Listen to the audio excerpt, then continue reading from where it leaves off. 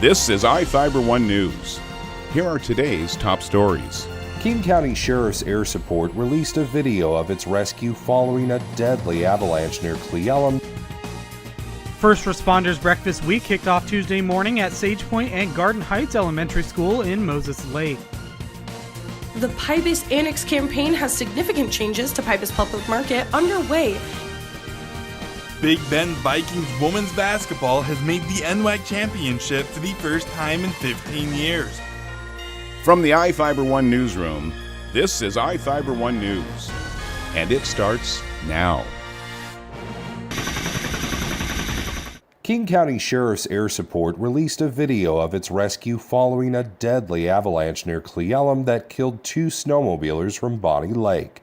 On Saturday, 4 snowmobilers were caught in an avalanche near Esmeralda Park. James Larson and Zach Roundtree were killed, but the other 2 riders survived. Kyle Otwall of Bonnie Lake sustained a compound fracture.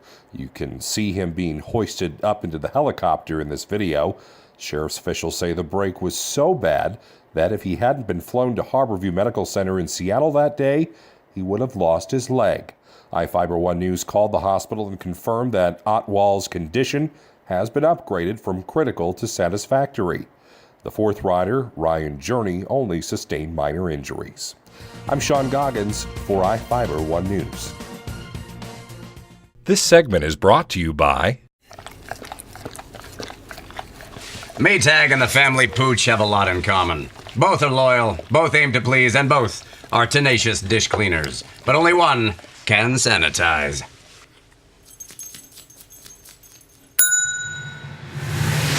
Maytag, what's inside matters. Maytag Appliances, now available at more furniture in Ephrata.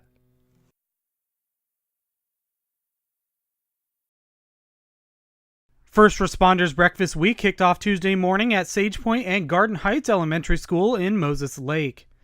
Local law enforcement and firefighters are visiting all 10 Moses Lake elementary schools throughout the week as part of National School Breakfast Week. At Sage Point Tuesday morning, Moses Lake Police and firefighters and the Washington State Patrol, teaming up with the school district's food services, were on hand to greet students and serve breakfast. First responders will be at the following schools the rest of the week. On Wednesday, Knowles Vista and North. On Thursday, Larson, Lakeview, and Longview. And on Friday, Midway, Peninsula, and Park Orchard. National School Breakfast Week was started in 1989 to raise awareness of the school breakfast program and promote healthy eating habits. This is Joe Utter for iFIBER 1 News.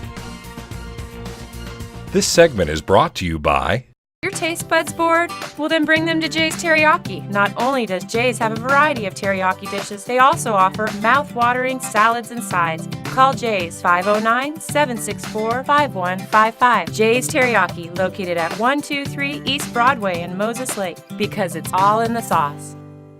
The Piebase Annex campaign has significant changes to Piebase Public Market underway in a 9-week remodel. The event center on the backside of the market, which holds over 150 public events over the course of a year, has had no heating or air conditioning, poor insulation, and no views of the river below in past years. It has been under construction since the beginning of February and should be complete by the end of April, according to Executive Director Steve Robinson. It will be a much improved space for Piebase Market and Piebase Market Charitable Foundation to engage in our charitable and civic activities consistent with our mission statement. The event center will get an HVAC system, improve acoustics and insulation, add window and door openings, and create a second smaller conference room. So of the $1.2 million, we have some capital reserves, some monies that we've been able to save over time, and we'll cover about 60% of that cost. And we're asking the community if they'd be willing to help support about $500,000 in community pledges and donations. And so far, we're pushing about $170,000 of that $500,000 raised in the community.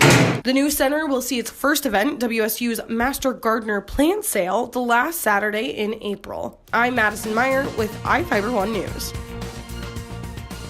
Big Bend Vikings women's basketball has made the NWAC championship for the first time in 15 years, and the bracket is certainly kinder than it could have been.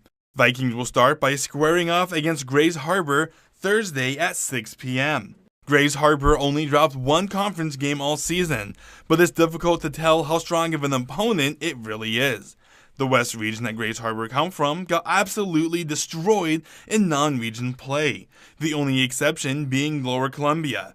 This indicates that the West region is weaker than Big Bend's East region, which did extremely well in non-conference play. If the women earn a win against Grays Harbor, next up will be the winner between Everett and Clackamas. Big Bend played Everett in non-region play, where Everett had to hold off a Vikings comeback.